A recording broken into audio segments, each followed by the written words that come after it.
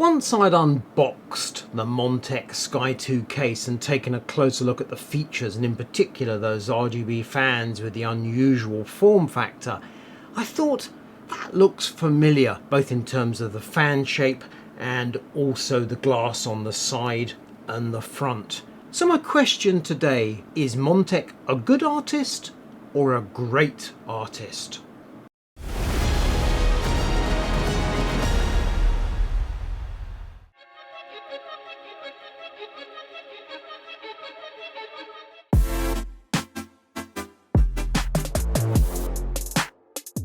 Let's start with the headline news. This is a budget case, so pricing in the US for black is a cent under $100. Let's round it off. It is $100.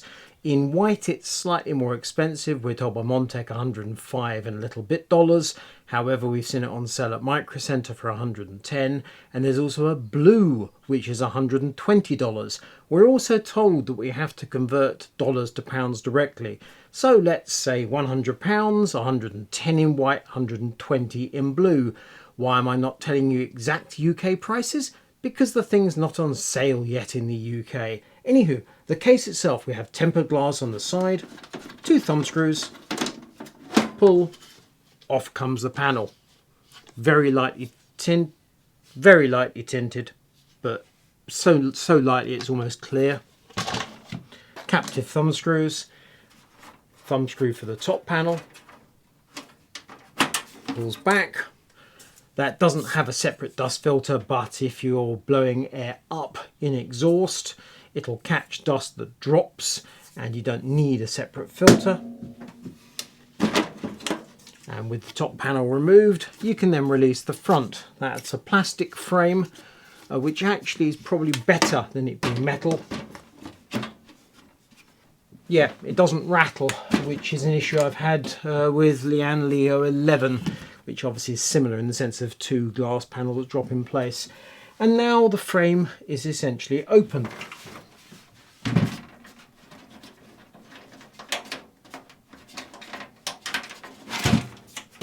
Off with the steel side panel, we have a magnetic dust filter there, airflow as you can see. This is where things get interesting. So we have 4 fans installed. This fan is actually supplied as an accessory. So it comes with the case, but you need to install it with the 4 screws. I installed it to give you a light showing that opening B-roll. The reason you don't receive the case with this fan installed is you need to put the motherboard in place and then drop the fan on. And I ask you, 4 fans, which of these fans is intake and which is exhaust? And yes, it's a trick question. You can see the 4 hubs. However, these are reverse fans. So these are in intake, this is in intake, this is exhaust. An interesting concept. Looking forward to seeing how well that works in practice. You can also see that these fans sit in this recessed tray here. They are tucked out of the way. The fans are controlled by this hub, both in terms of PWM and argb. That SATA power connector powers the hub. We have an RGB control button on the front I/O, so you can disable the RGB altogether.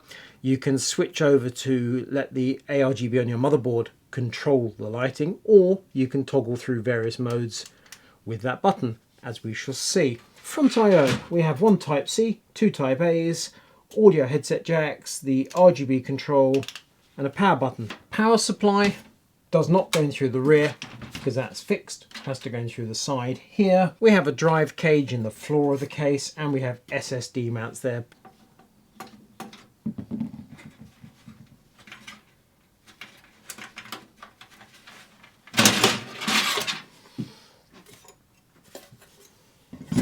We can install a RAD or AIO in the roof, can go up to 280 or 360 in the roof if you choose. You could move those 2 fans out of the side position, put them in the roof, and then put a 240 AIO in the side. You can, if you really want, put a 120 cooler at the rear, but that seems like a poor idea. I would say most people will install a liquid cooler in the roof, or you might go with an air cooler on your CPU.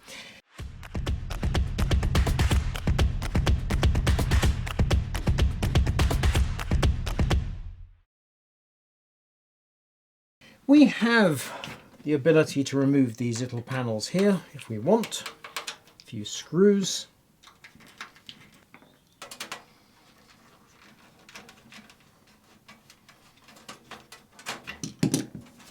and 2 more screws.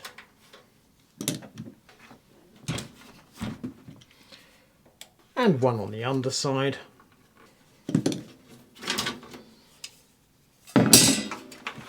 There's no need to remove those mesh panels in my opinion.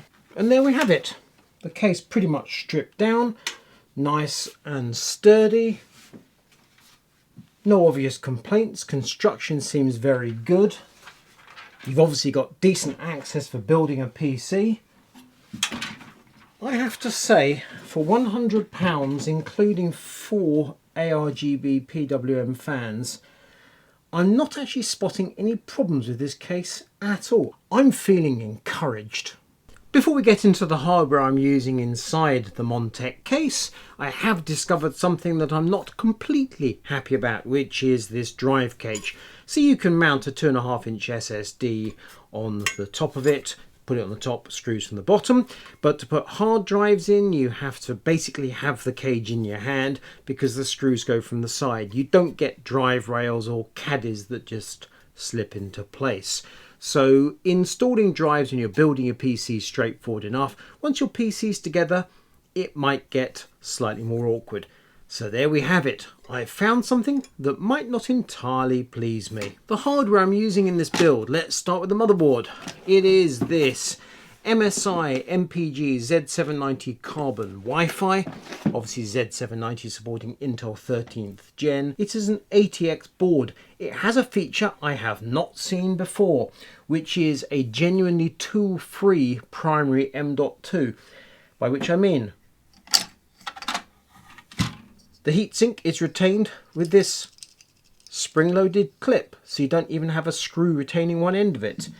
Then you take your SSD, in this case a Sabrent Rocket 4.0,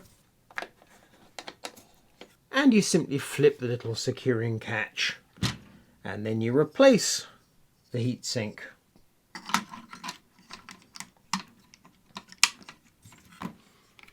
And you will note that the central mounting, well I say the middle mounting screw, there is an access hole in the heatsink, so you could, if you choose, offer the board up and then put the screw through using a magnetic screwdriver probably, or you might choose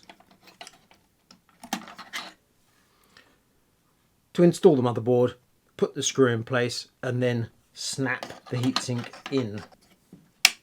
That's genius. The memory I'm going to use is this kit of Kingston Fury Renegade rated at 6000. The reason I'm using this memory is because it was supplied by MSI with the motherboard. I'm not actually clear whether there's some sort of tie-up between Kingston and MSI, or whether it's just memory that MSI is completely confident will work correctly. Kingston's a reputable solid brand, more than happy to use them. So there we go, there's the motherboard assembly. The processor is a Core i5-13600K, a decent processor, but not the most ludicrously toasty processor. And then we offer the motherboard up. And we can see it fits in nicely beside those 2 side-mounted fans, and there's heaps of space towards the front of the case. So I'm going to screw that in place, and then we'll take the next step, which is to check out the cable management grommets. This, as I say, is an ATX board, 244mm wide. However, the case theoretically supports eATX, and it's fairly clear that were you to install these extra standoffs for eATX, the board would absolutely hang over the cable management grommets. To my mind, would actually conflict with those side-mounted fans. So while it's theoretically eATX, in practice I'm going to say ATX. I have here a humongous graphics card, and I want to be crystal clear, this is on loan from Dominic. This is not my own. I have not yet invested in GeForce 40 series. Gigabyte RTX 4080 Gaming OC. A huge RTX 4080, but aren't they all?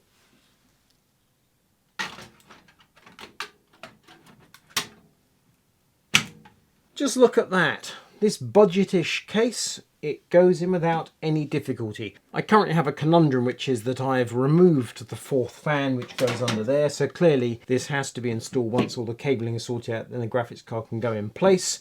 So we're going to have to sort out the exact sequence of installation. Clearly, apart from the size of the graphics card, and look, we have plenty of space up front, it has that 12-volt high power connector. So we need a suitable power supply. And the power supply I'm going for is this Seasonic Vertex GX1200. Launching at the very end of January or the beginning of February. It supports ATX 3.0 and PCI Express 5 hardware. In the package we have the power supply itself, which as you can see is fully modular, and there is that 12-volt high power connector, a UK power cord, a jumper if you want to get a liquid cooling system up and running, screws and cable ties for cable management, various bits of paperwork, including a chance to win a $50 Steam e-gift, and a bunch of cables.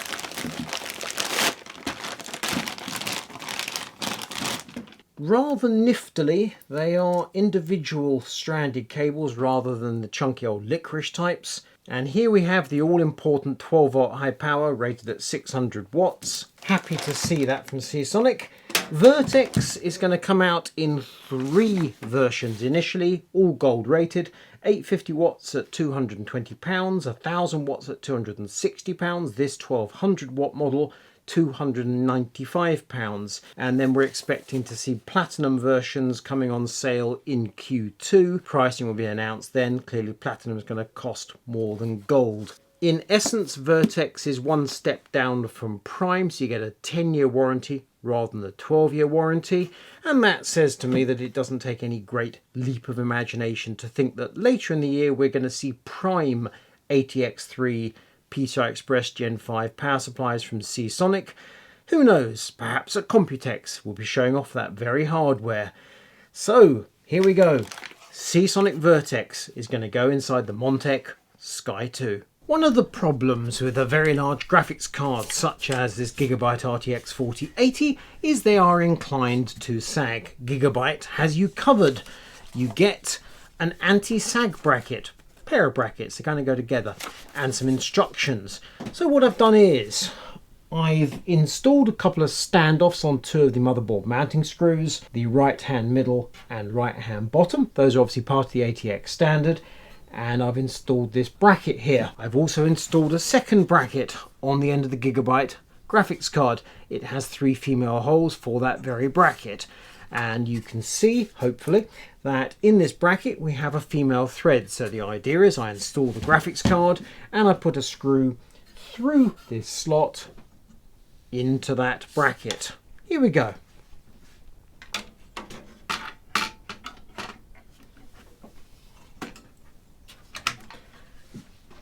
And it doesn't work because the graphics card is too low. And the reason it's too low is because the graphics slot is in the 3rd position down. As you can see. And that would seem to be because MSI has chosen to populate the upper 2 slots with M.2s. So the graphics card sits too low to suit the Gigabyte system.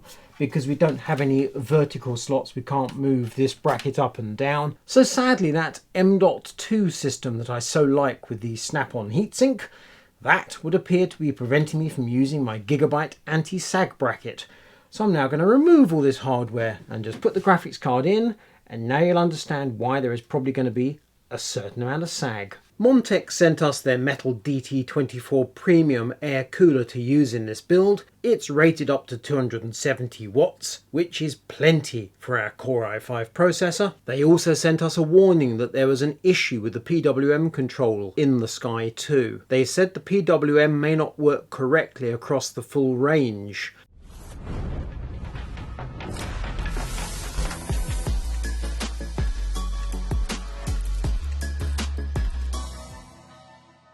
As we turned the PC on for the first time, we fully expected things might not go completely correctly, but we did not expect all the fans would be running at full speed regardless of the settings in the BIOS, and as a result we had to put up with quite a din. On the plus side, the RGB lighting looked really good. As an interim solution, I installed a Corsair Commander Pro, connected all 6 Montech fans, and now I'm controlling the 6 fans through Corsair iQ. Now when the system is idling, it's lovely and quiet. During a stress test with the CPU pulling 189 watts and the GPU pulling 324 watts, that's a total of 620 watts at the wall socket, it does get somewhat noisy, but the levels are entirely tolerable. The issue with the PWM hub means I'm not going to dwell on the cooling of this case other than to say it's absolutely fine. Conditions today are chilly, it's 17 degrees C in here. During the stress test, combination of TimeSpy stress test and Cinebench R23, as I mentioned in the voiceover, 620 watts at the wall socket. The CPU is running at 75 degrees C, the GPU a mere 59 degrees C. Cooling of the Montech Sky 2 is fine. Overall, what do I think of the Montech Sky 2? Pros, the good points. The mesh panels ensure good airflow. It's supplied with 4 120mm PWM argb fans. The price is quite low, and the Velcro straps and the channels around the backside help cable management. Cons, the negative points. The first batch of PWM fan hubs are faulty and run the fans at full speed. Obviously we trust that Montech will fix this problem soon, but I've been waiting a few weeks and I have not had an updated part.